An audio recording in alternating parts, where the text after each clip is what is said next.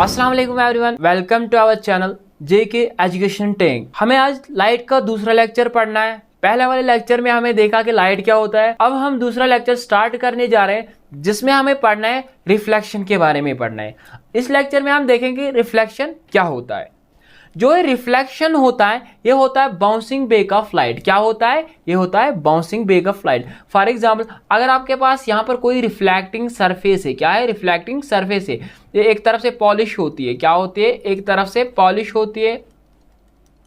अगर हमने किसी सोर्स से एक लाइट रे लाई, क्या लाई? किसी सोर्स से लाइट रे डाली, इसको बोलते हैं इंसिडेंट रे। जब ये किसी मिरर पर गिरेगी, जब ये किसी स्मूथ सरफेस पर गिरेगी, इसको जो इंसिडेंट रे है ये यहाँ पर क्या होगा? ये बाउंस बैक हो जाएगी। क्या हो जाएगी? यहाँ पर बाउंस बैक हो जाएगी। इसी को बोलते हैं हम रिफ्लेक्शन। जो ये रिफ्लेक्शन ऑफ अ लाइट होता है, इसका मतलब भी होता है कि जब हम लाइट क्या होती है, बाउंस बैक होती है लाइट, उस टाइम हम कहते हैं रिफ्लेक्शन ऑफ लाइट हुई। जो ये रिफ्लेक्शन ऑफ लाइट हुई, इसके लिए हमें स्मूथ सरफेस की जरूरत होती है। किसकी जरूरत होती है? Smooth surface. सच एज अगर हमारे पास कौन होता है? मिरर होता है। वो क्या होता है? एक स्मूथ सरफेस होता है। और क्या होता है? The light rays changes direction but stay in the same medium. जो लाइट रे, यहां से लाइट रे जब हमने एक मिरर पर डाली, वो क्या कर रही है? वो डायरेक्शन चेंज कर रही है, बट वो सेम मीडियम में रहती है। किस में रहती है? सेम मीडियम में रहती है। रिफ्लेक्शन ऑफ लाइट आपको समझ आया होगा। ये रिफ्लेक्शन ऑफ लाइट क्या होता है? In short, reflection of light होता है बाउंसिंग बैक ऑफ लाइट। जब हम किसी चीज, किसी मीडियम पर लाइट डालेंगे, किसी मीडियम पर, फॉर एग्जाम्पल मैंने अपने हाथ पर लाइट डाली, क्या डाली? इसको बोलेंगे इंसिडेंट रे। जब ये बाउंस बैक होगी वहां पर, जब ये बाउंस बैक होगी वहां पर, दैट टाइम उसको हम बोलेंगे रिफ्लेक्शन ऑफ लाइट, हम बोलेंगे उस टाइम।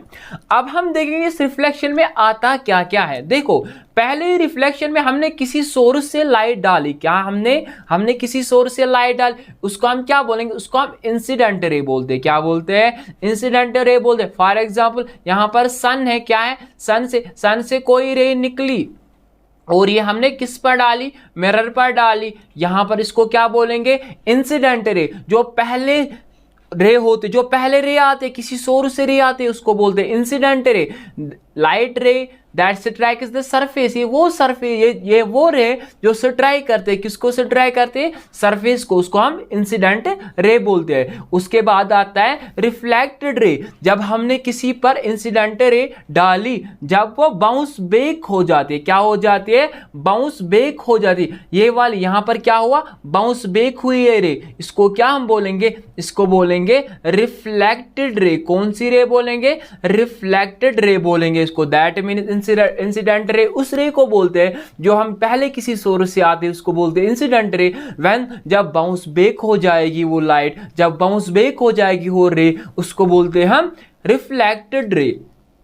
और उसके बाद आता है नॉर्मल। अब समझेंगे ये नॉर्मल क्या होता है। ये एक इमेजिनरी लाइन होती है जो हम परपेंडिकुलर डालते हैं। किसके परपेंडिकुलर डालते हैं? जो मिरर होता है उसी पर परपेंडिकुलर डालते हैं। ये इमेजिनरी लाइन किसके बीच में बनती है? ये बनते हैं इंसिडेंट रे और रिफ्लेक्टेड रे के बीच में बनती है। क्या बनता है? नॉर्मल उसी के बीच में बनता है। देखो यहां पर मैंने ड्रा किया, ये क्या है? ये नॉर्मल है। ये किस किस के बीच में बनता है? ये इंसिडेंट और रिफ्लेक्टेड रे के बीच में बनता है। क्या बनता है? बीच में बनता है। और जो नॉर्मल और इंसिडेंट के बीच में जो ये एंगल बना, इसी को बोलते हैं, इसको एंगल थीटा मैंने यहां पर नाम दिया, इसको बोलते हैं एंगल ऑफ इंसिडेंस। क्या बोलते हैं इसको? Angle of incidence. Angle of incidence क्या होता है? द एंगल बिटवीन, किस किस के बिटवीन होता है? Incident ray and the normal, उसको बोलते हैं एंगल ऑफ इंसिडेंस बोलते हैं उसको। अगर हमारे पास है एंगल ऑफ रिफ्लेक्शन। अब देखेंगे एंगल ऑफ रिफ्लेक्शन क्या होता है। जो ये एंगल ऑफ रिफ्लेक्शन होता है, ये होता है किस किस के बीच में बनता है? Angle of reflection. Angle of reflection बनता है एक, जब नॉर्मल आएगी, ऑब्वियसली नॉर्मल तो होगी, एंड रिफ्लेक्टेड रे के बीच, इनके दरमियान जो एंगल बनेगा उसी को हम क्या बोलेंगे? एंगल ऑफ रिफ्लेक्शन बोलेंगे। Angle between normal and reflected ray, हम उसको बोलेंगे एंगल ऑफ रिफ्लेक्शन। यहां तक समझ आया? अब हमें पढ़ना है, इसके बाद हमें पढ़ना है लॉज ऑफ रिफ्लेक्शन। क्या पढ़ना है? अब हम पढ़ेंगे कि लॉज ऑफ रिफ्लेक्शन क्या है। जो रिफ्लेक्शन होता है हमारे पास, इसके दो लॉज होते हैं। कितने लॉज होते हैं? दो laws, first law and second law.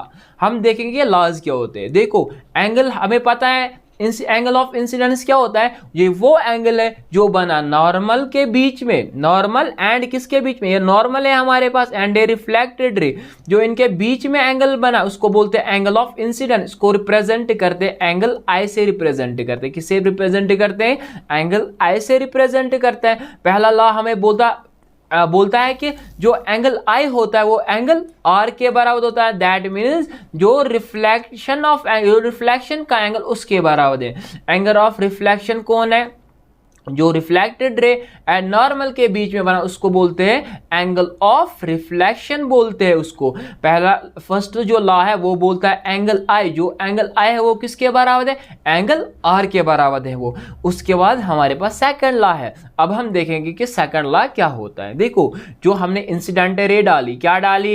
Incident ray, and हमारे पास नॉर्मल है और क्या है? Reflected ray. जो ये तीनों है ये एक ही प्लेन में एक ही पॉइंट पर क्या करते हैं? एक ही, ये पॉइंट P है, एक ही पॉइंट पर क्या करते हैं? लाइक करते हैं। ये थे हमारे पास दो लॉज, रिफ्लेक्शन के दो लॉज थे।